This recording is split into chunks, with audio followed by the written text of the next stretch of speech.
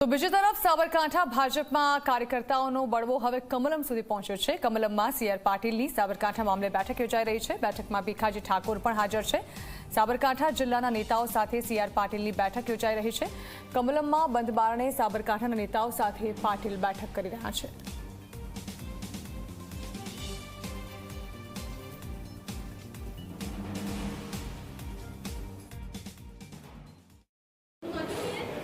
હું 5 સાબરકાંઠા લોકસભાનો ભારતીય જનતા પાર્ટીએ મને કેન્દ્રીય પાર્લામેન્ટરી અને રાજ્યના પાર્લામેન્ટરી મને ઉમેદવાર સાબરકાંઠા પર બનાવ્યો હતો અને પછી પોતાને મને એવું લાગ્યું કે આ ચૂંટણી લડવા માટે મારે અસમતતા દર્શાવી અને એ રીતે ચૂંટણી લડવા માટે પોતાનું મેં મારા ફેસબુક પર મૂકી અને ના પાડી હતી।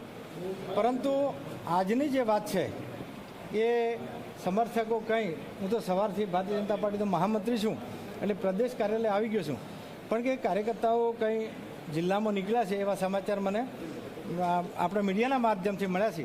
ત્યારે હું ચોક્કસ કહી હું ભારતીય જનતા પાર્ટીનો કાર્યકર્તા છું। પાર્ટીએ મને મેન્ડેટ આપ્યું, હું પાર્ટી સાથે છું અને પાર્ટીનો જે કંઈ નિર્ણય છે એ નિર્ણય મારા માથે છે અને જો કોઈ કાર્યકર્તાઓ નીકળ્યા છે તો મારા કાર્યકર્તાઓ છે તો હું તરત જ એને સમજાવી અને આવું ભારતીય જનતા પાર્ટીના વિરુદ્ધમાં કયો ના જાય એવી હું આ મીડિયા સમક્ષ મારું પોતાનું નિવેદન જાહેર કરું છું। મેં કાર્યકર્તાનું નામ નથી, સમર્થકો કદાચ મારા જાણ બહાર કદાચ આવ્યા હોય અને હું તો અહીંયા છું એટલે એ કાર્યકર્તા છે તો કોણ છે એની તપાસ કરાવું છું અને તપાસ કરાયા પછી મારા કાર્યકર્તાઓ છે તો ચોક્કસ કે મારા મતલબ સમર્થકો છે તો હું કહીશ કે ભારતીય જનતા પાર્ટીનો નિર્ણય છે, હું તો ઘડાયેલો કાર્યકર્તા છું, એ નિર્ણય પાર્ટી જે કરતી હોય એ મને માન્ય છે અને તમારે પણ મારા કાર્યકર્તાઓ કે મારા સમર્થકો કાર્યકર્તાઓ તો બધા હોય એમને હું કહીશ કે પાર્ટીનો નિર્ણય મારા માટે સર્વમાન્ય છે। પ્રમુખ સાથે બેઠક થઈ, એમને કહ્યું કે ભીખાજી શું આપ ખુશ છો? મેં કહ્યું હા બિલકુલ ખુશ છું। પાર્ટીએ મને મેન્ડેટ આપ્યું હતું, કોઈ જગ્યાએ મેં રજૂઆત કરવા નહોતા ગયો, મારા પરફોર્મન્સના આધારે આપ્યું હતું અને પાર્ટીને યોગ્ય લાગ્યું તો આજે બીજા ઉમેદવાર આપ્યા છે તો હું પાર્ટીનું કામ કરીશ અને આવતા સમયમાં મારા માટે ખૂબ સારા દિવસો હશે।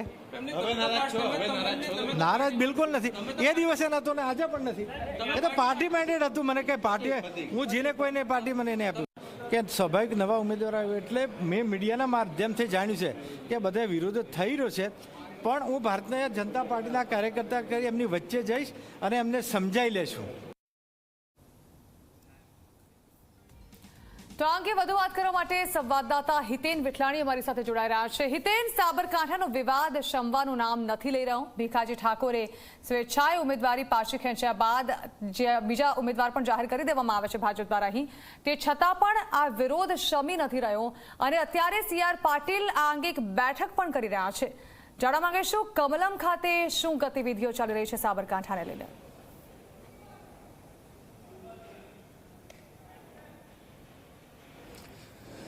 જુઓ, પ્રદેશ પ્રમુખ સીઆર પાટીલ જ્યારે કમલમ પહોંચ્યા તે દરમિયાન સૌથી પહેલાં તેમને ભીખાજી ઠાકોરને મળવા બોલાવ્યા હતા અને સમગ્ર વિવાદનો અંત લાવવાનો એક પ્રયાસ કર્યો હતો। હાલાકી ભીખાજી ઠાકોર સીઆર પાટીલને મળીને બહાર નીકળ્યા ત્યારબાદ તેમને મીડિયા સાથેની વાતચીતમાં સાફ સાફ પોતાના સૂર બદલી નાખ્યા। સવારે જે ભીખાજી ઠાકોર હાલના જે સાબરકાંઠાના ઉમેદવાર છે શોભનાબેન બારૈયા તેને આયાતી કહી રહ્યા હતા, હવે જ્યારે મુલાકાત થઈ પ્રદેશ પ્રમુખ સાથે ત્યારબાદ તે માની ચૂક્યા છે કે તે ભાજપના ઉમેદવાર છે, એટલે ક્યાંક ને ક્યાંક આ સૂર જે છે તે બદલાતા નિશ્ચિત તौर પર દેખાઈ રહ્યા છે। સવારનું સ્ટેટમેન્ટ તેમનું જુદું હતું, અત્યારનું સ્ટેટમેન્ટ તેમનું જુદું છે, એટલે સીઆર પાટીલ તરફથી તેમને ફટકાર લગાડવામાં આવી છે, તેમને સમજાવવામાં આવ્યા છે કે જે રાષ્ટ્રીય નેતૃત્વએ હવે નિર્ણય લીધો છે તેના પર કોઈ પણ પ્રકારનો બળવો કરવાની જરૂરત નથી। તો ત્યારબાદ તેમને પોતાનું નિવેદન પલટતા તેમને કહ્યું કે તે મારા કાર્યકર્તા નથી, જે પણ કાર્યકર્તા હશે તેને અમે સમજાવીને ઠારે પાડશું। હું અત્યારે ગાંધીનગર છું। હાલ વાત કરીએ તો કમલમ પર હાલ જે છે તે તમામ જિલ્લાઓના સંગઠન મહામંત્રીઓ, સંગઠન પ્રમુખ, જિલ્લા પ્રમુખ, તમામ ધારાસભ્યો, રાજ્ય સરકારના મંત્રીઓ અને તમામ જે ક્લસ્ટર પ્રભારી છે લોકસભા વાઇઝ તે લોકોની બેઠક જે છે તે સીઆર પાટીલની અધ્યક્ષતામાં ચાલી રહી છે। પાર્ટીએ લોકસભા અને વિધાનસભાની પેટા ચૂંટણીઓ જીતવા માટે, મોટી લીડથી જીતવા માટે એક રણનીતિ નક્કી કરી રહી છે। એવામાં આ બળવા ઉઠવા તે નિશ્ચિત તौर પર પાર્ટી માટે એક મંથનનું, ચિંતનનું વિષય જરૂર છે। તેને લઈને એક મેસેજ નિશ્ચિત તौर પર આ બેઠકની અંદર સી આર પાટીલ તરફથી તમામ જિલ્લા પ્રમુખોને મહામંત્રીઓને જે છે તે આપી દેવામાં આવશે કે બરોડા બાદ અગર કોઈ પણ વ્યક્તિ ફરી એકવાર બરોડા સાબરકાંઠા બાદ અગર ફરી એકવાર કોઈ પણ વ્યક્તિ અગર પાર્ટી વિરુદ્ધની કામગીરી કરશે તો ત્યારબાદ નિશ્ચિત તौर પર કડક પગલાં લેવાશે તેવા પ્રકારની એક કાર્યવાહીની એક ચીમકી જરૂર આપી દેવામાં આવશે. હાલાકી જુઓ પાર્ટીને પણ ખબર છે કે આવા સમયે અગર કોઈ પણ નેતા પર કે કાર્યકર્તા પર અગર કાર્યવાહી કરે છે પાર્ટી તો નિશ્ચિત તौर પર તેનો ઇફેક્ટ જે છે તે ચૂંટણી પર જરૂર પડશે. પણ જેમ તેમ હેમખેમ કરીને તમામને ઠાળે પાડવાનો પ્રયાસ નિશ્ચિત તौर પર આ બેઠકની અંદર કરવામાં આવશે. સાબરકાંઠાનો વિવાદ જે છે તે પાટીલના મુલાકાત બાદ ઉકેલાઈ ગયો હોય તેવું દેખાઈ રહ્યું છે કે હવે ભીખાજી ઠાકોર જ્યારે અહીંથી બેઠક પૂર્ણ કરીને જ્યારે સાબરકાંઠા ફરી એકવાર જશે તો નિશ્ચિત તौर પર અત્યારે રસ્તા પર ઉતરીને જે લોકો નારેબાજી કરતા દેખાઈ રહ્યા છે તે નારેબાજી જે છે તે આવનારા દિવસોમાં બંધ થતી દેખાઈ જશે.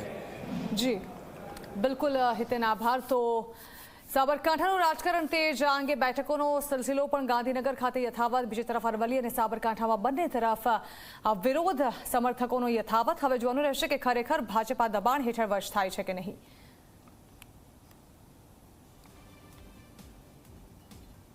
પેટા ચૂંટણી માટે ઉમેદવારોની જાહેરાત થઈ ગઈ છે. બધા જ કાર્યકર્તાઓ ભારતીય જનતા પાર્ટીના લોકસભાની બધી જ બેઠકો માટે અને વિધાનસભાની બધી બેઠકો માટે ખૂબ મજબૂતાઈથી કામે લાગશે અને બધી જ બેઠકો અમે સારી રીતે જીતીશું. ક્યાંક કોઈ કાર્યકર્તા પોતાના વ્યક્તિગત રીતે નારાજગી વ્યક્ત કરશે તો પણ એની સાથે અમે બેસીને એને સમજાવીને પાર્ટીના કામમાં જોડીશું અને ખૂબ મજબૂતાઈથી બધી બેઠકો જીતીશું. ક્યાંક નાનો મોટો વિવાદ હશે તો પણ મેં કહ્યું એમ બધા જ કાર્યકર્તાઓ પાર્ટીનું કામ કરે એ પ્રકારની ચિંતા અમે ચોક્કસ કરીશું. બધાને સાથે લઈને ચાલીશું, બધા જ કામ કરશે અને ખૂબ મજબૂતાઈથી લોકસભા અને વિધાનસભાની બધી જ બેઠકો અમે જીતીશું.